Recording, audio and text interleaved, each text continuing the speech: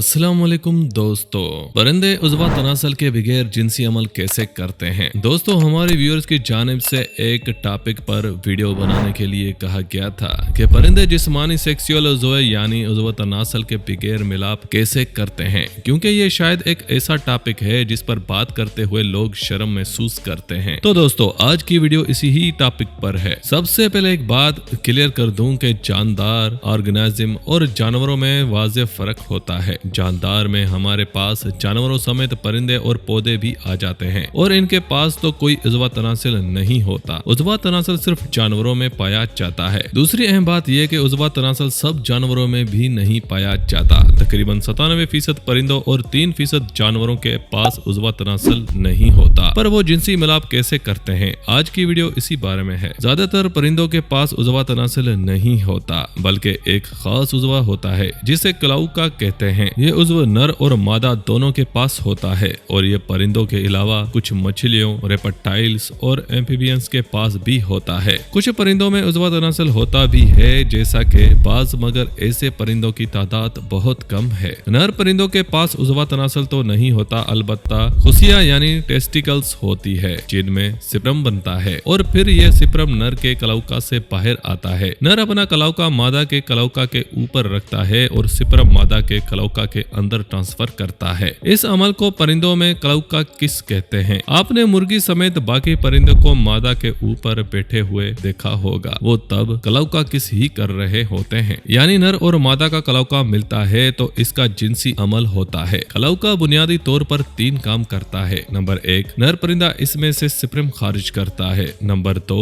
मादा इसमें से सिप्रम लेती है और अंडा देती है। नंबर 3, नर और मादा दोनों अपना फजला इनसे खारिज करते हैं। तो दोस्तों, ये थी परिंदों के सेक्सुअल सिस्टम के बारे में एक शॉर्ट वीडियो। उम्मीद है वीडियो आपको पसंद आई होगी। ज्यादा से ज्यादा इस वीडियो को लाइक करें, हमारे चैनल सब्सक्राइब करें और बेल आइकन को जरूर दबाएं।